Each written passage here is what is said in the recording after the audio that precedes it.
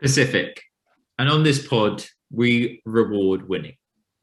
Now, we haven't had a lot of games this week in terms of Pacific, and teams have, one-on-one, a lot of one-on-one records is what you're going to see. A team that went one-on-one this week, but are storming the conference. And respect you when it is, the Suns is blazing, baby. They're 25 and 12 overall. The Phoenix Suns. I think they're second in the West right now, Wally. Talk to me. Second in the West over the last 27 games, they're 21 and 6.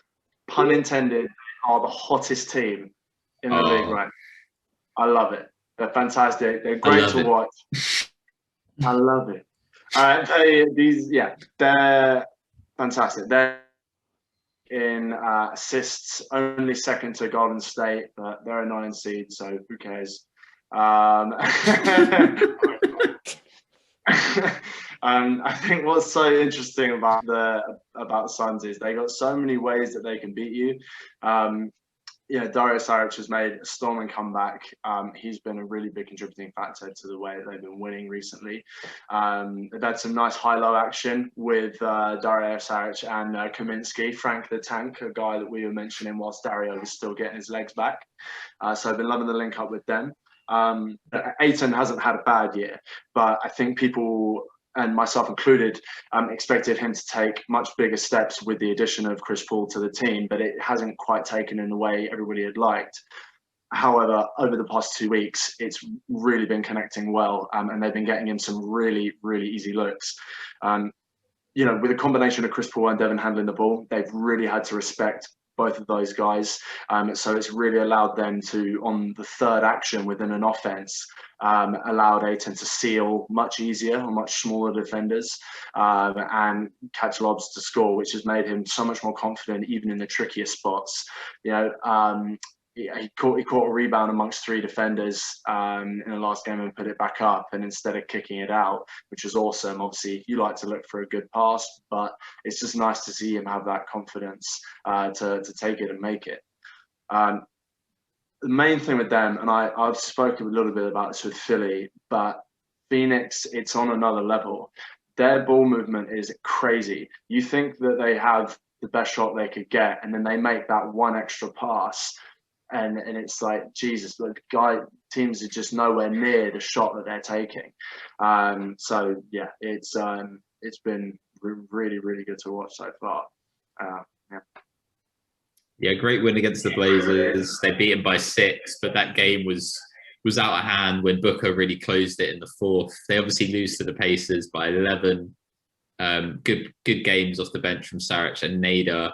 I know you spoke about their offense. I want to talk about their defense. The Suns' defense is drastically improved. They're actually 3rd in defensive rating, and they rank 1st in opponents' assists per game, which means that they average the most assists, but they also give up the least amount of assists.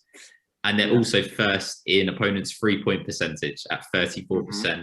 So who have you got to credit for the stellar Suns defense?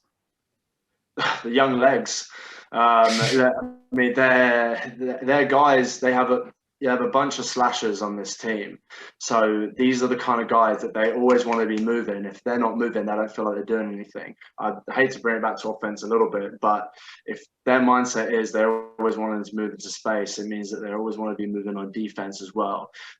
When they're moving the ball the way that they're moving it, it shows a level of IQ that they have for the game, where the ball might go in any situation, which allows them to see one step ahead. Look, no one has a crystal ball, but you can anticipate certain things. When you're moving the ball as well as they are, it's going to make it so much easier to read the offense of the other team. When they're not moving the ball as well, it's just fact. So that's where the knowledge is coming from. You've got both ends of the floor feeding into one another, which is why they've been so successful over the past 27 games, as I mentioned. Super impressive, man. Let's hope they keep rolling. Yeah, a team that is right next to them in the standings. We're going to head there next. And as they said on Game of Zones, I want to play for the Lakers. That's my boy. Yeah, so let's head to La La Land. 1-0 this week, 25 and 13, so just one loss less than the Suns. Jord, Are you also blackout on the Lakers? Are you doing this whole LeBron engaging early before the playoffs? Of course, baby. And let's do the maths. 2 wins in the East, 1 win out West. That's 3-0, baby. 3-0 for House of Sophie this week. Yeah, so the Lakers had the one week is game. 3-0. The Lakers had one game this week. A great win for them. They went up against the Pacers. Final score 105-100. I have to credit Malcolm Brogdon in that game because he did go off in that game, like shooting from 3, driving in the lane, and scoring that really under pressure layup where he just got pushed out to the outside of the basket and it went in. That was really insane. So yeah, Lakers had a tough time stopping him, but LeBron showed out in that game and was showing off his improved 3-point shooting in that game, getting some key buckets as well. Also, I have to shout out Kuzma for his performance that night. 24 points, 13 assists in that game. Unfortunately, we did have a little scare in that game with Caruso when he went down. Had a nasty fall, and then his head hit the hardwood like pretty hard. It was one of those falls where your body hits first, and then your head, you can just see where it's going to end before it even happens. So he was diagnosed with a concussion for that one, I believe. So now he's out with day-to-day injuries. On the Lakers side, that does add on to add on to their list of like day-to-day questionable players and other players out due to injuries and COVID concerns. So we'll see where it goes going forward. Like as you mentioned last time we spoke about them, when Anthony Davis went out, it depends on where they go from there. Before I said I wasn't really worried because I was thinking LeBron would pick it up, and he has shown those performances. But I feel as more players kind of pick up those odd injuries here and there, it kind of shakes them quite a bit, especially when it comes to game as well. Yeah, you wonder what LeBron's going through, and what he's seeing around the association, you know, seeing players join these other teams. And Jordan, again, I'm going to talk to you about the trade deadline, and there are talks that the Lakers are potentially going after Andre Drummond if he gets bought out by the Cavs. Mm-hmm. You've got both your teams, so you've got a win-win, Brooklyn or Lakers. These are the two most likely destinations. Where would you like Drummond to go? For my preferences, going on pure preferences, I would say Nets. But don't you think the Nets have got enough? Huh? Don't you think? Think the teams around the East are just? I told you, enough? I'm trying to build my Infinity Gauntlet. I'm turning into Thanos, my brother.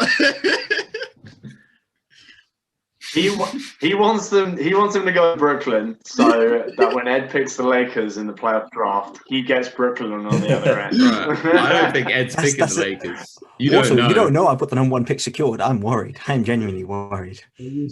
Oh, I'm just lulling you into full sense of security. Hashtag fade for Wade. Fade for Wade. Fade for Cade. Sorry, fade for Cade. Wildy's got his fade for Wade. Move up. Fade for Cade. Let's move on. Let's move on to another team who's went 1-1 this week. They are a tiny smidge above 500, and that is GS Dub. What is happening in the Bay, Lancashire Lambert? Yeah, the Warriors 1-1 this week, although they have lost 4 of their last 5.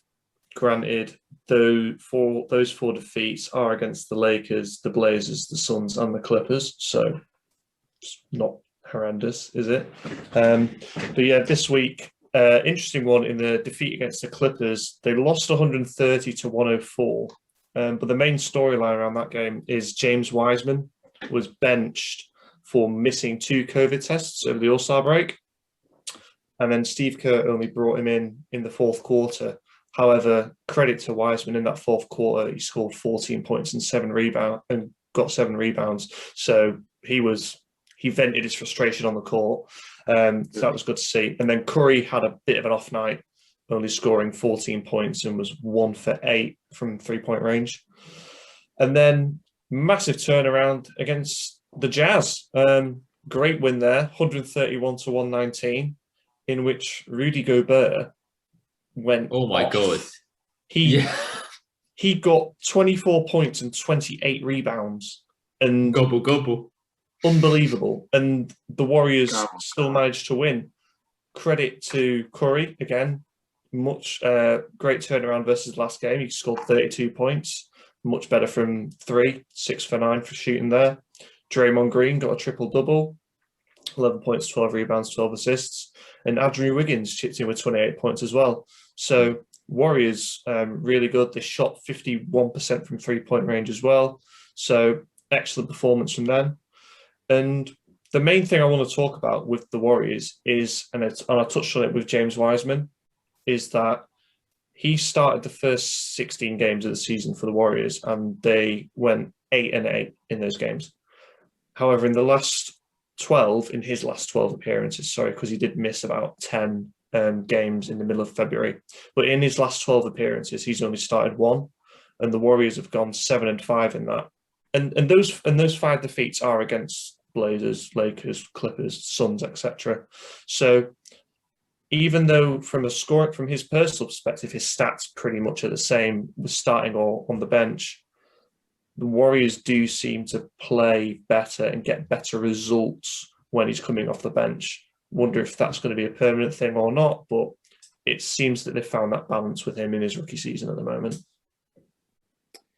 Another really interesting take from the Warriors this week is in the Clippers game, Curry shouting at his teammates, which is something that I've never seen before from Curry.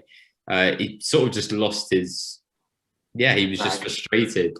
Yeah, lost his rag, lost all his marbles. Yeah. And I've never seen him that animated, and you can tell that he was just venting his frustration. Let's talk about Steph Curry.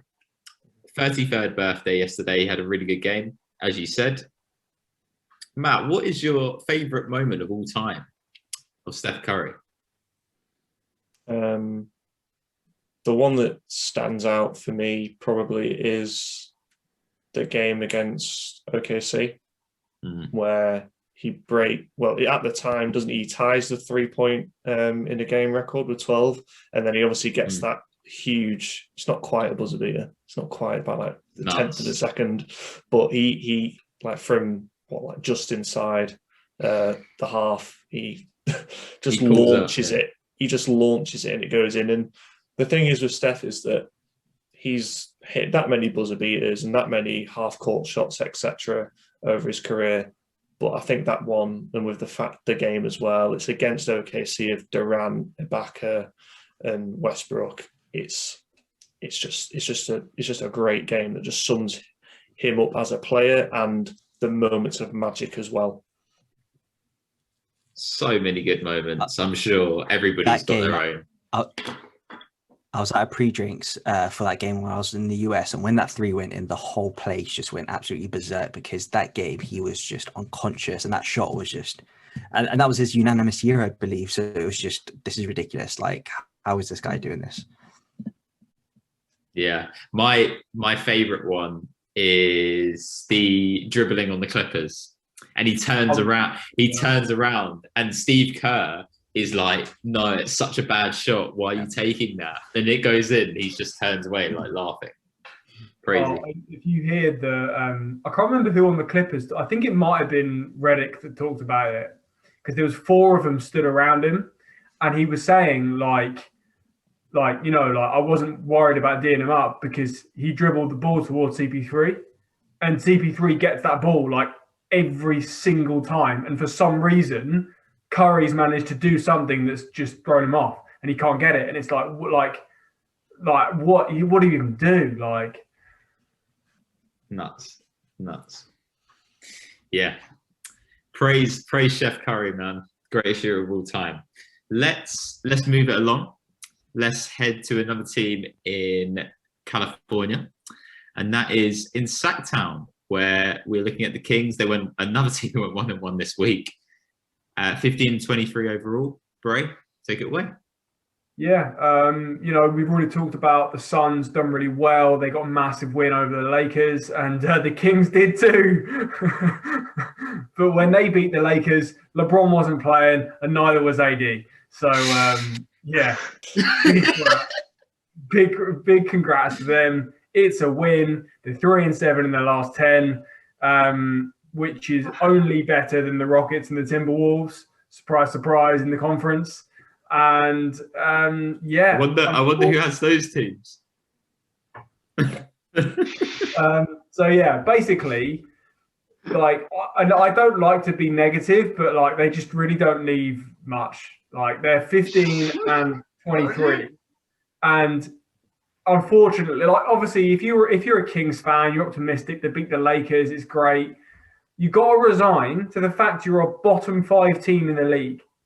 And like there's this big conversation about which teams are buyers and sellers, who's making a move to move themselves up. And like, I think the Kings front office for most of the year have been killing themselves, going, we're like a piece away from getting in the playoffs. You're not a piece away. You're not 1 piece away from 10th. That is just not even accurate. It's unbelievable. Like, they're insanely inconsistent. They take 1 step forward and then 2 steps back. Like, it's just absolutely bizarre. They've got no cultural identity. I've said it before. I'm disappointed. I think they need to, as I've said before, I think they need to blow it up. So, yeah, the Kings, I have some metrics at the moment which they're not doing too well in. But they have been improving at the moment. So in the last month in February, they were 9th in field goal percentage, they were 9th in free throw rate, and they were 7th in turnover percentage. Which one of these metrics, coming from just back to basics, before we talk about cultural identity and blowing everything up, which one of those is the best bet for the Kings potentially to make a push into the playoffs? None of those matter, because guess what? They can't defend. They can't defend. It's fine. Everyone can score in the league. Everyone can score efficiently. They have got some absolute guns on their team. They can't defend. Marvin Bagley is such a bad defender. It's not even funny. He's like this. He's like the second worst defender to Trae Young. It's unbelievable. Like, this dude is like, how tall is he? He's almost 7 foot tall, and he's just really bad. It's a shame, like, because they've got pieces on their roster. Like, for example, when Bagley plays with Rashawn Holmes, they're fine because Rashawn Holmes is a good defender. But when they don't play together, it's terrible. It's like, oh my God, like, they've got, okay, I've been really negative. They have got good pieces on this team. They've got Tyrese Halliburton. He's 21. Fantastic. Bagley is only 22, so he's got time to change. You know, I don't think there are very many people left on Bagley Island. I've left. I'm done. De'Aaron Fox is 23. De'Aaron Fox is good. He's really good. Yeah. And he is currently floundering, I think, a bit on a team where he hasn't got loads of help. I think he could be a really, really good guy. They've got Kyle Guy, who we've seen flashes from. He's a rotation player. Mr. TK generic. He's fine. He's like a legit 10th man. He's fine. They've got Jabari Parker, who's 25. They've got Rashawn Holmes, who I do really like. He's 27. And then after that, they've got a load of kind of older guys. So like, they need to get rid of those middling guys, get some picks so they can retool with young players to pair with the likes of Fox and Halliburton, and maybe Bagley if you like him enough. And then get some old guys to kind of mentor them through as well. Kings fans, it's not your players. You need to fire the head coach. That's what we're basically saying, okay? Get Luke Walton out of there. That's the first move we're going to make. And get Vladi out of there as well. Vladi's it just sounds like Opry is selling all his stocks and everything. Yeah, but nobody's buying it. That's not what we do on Sixth Man. You can't be selling it. Let's head to the last team in this division. The Los Angeles Clippers, who have sort of been outshone by the Phoenix Suns, and they have dropped to 4th in the West. They have slipped down. They're also 1-1 this week. Everybody's 1-1. How's Vasco? Finish us off. Talk to me. Clippers. So it has been a bit disappointing from where we last spoke. So initially when we spoke, Clippers were 22-10, which is a very, very nice record. Now they're 20, 25 and 15. So they haven't been doing too well, and they've had a lot of really tough losses. So before the All-Star break, they had some losses against the Bucks, Celtics and the Wizards, which again, really disappointing. And then then the conversation with the narrative became, you know what? It's good that we've got the All-Star break now. We've got a couple of players who can, again, be 100% fully healthy, and we can start again after the All-Star break. So first game went pretty well. They blew out the Warriors by 26 points. They were up by 36 points to end the third quarter, which is very lovely. And then we get to last night when they played the Pelicans, which they lost by 20 points, which not so good. The Clippers can't seem to get any easy buckets. And a lot of Paul George's game is on the 3-point or in the mid-range. Kawhi Leonard, we all know he's a mid-range killer, but they've got no one down that can sort of drive to the rim or is a post presence. And I was having a bit more of a look into it, and I did some advanced number crunching, as I like to do at times. So I was looking at shots attempted in the paint. There are no Clippers players in the top. There's one Clipper player in the top 100, which is Zubac at like 96, and he takes 4 attempts a game in the paint, which is not that good. And then you get to PG and Kawhi, who are like 3.8, 3.9, which is about 101 and 103 in the league, which is really, really disappointing. And also looking at how much shots overall the Clippers attempt within less than 5 feet. Only Orlando Magic take less than they do within 5 feet, which is again not very good. So that's where I initially asked, okay, that seems to be the biggest error in terms of offensively driving to the rim and getting buckets by the rim. Then defensively, they're not as good as people anticipate. Part of it is because Patrick Beverley is out, and something I mentioned previously, when Patrick Beverley is out, guards just go off against them. They had 20-point, 30-point games by guards who aren't necessarily that good, but they get points against their guards when Reggie Jackson is a starter. I mean, he's maybe just overqualified to be a starter. There's nothing wrong with that.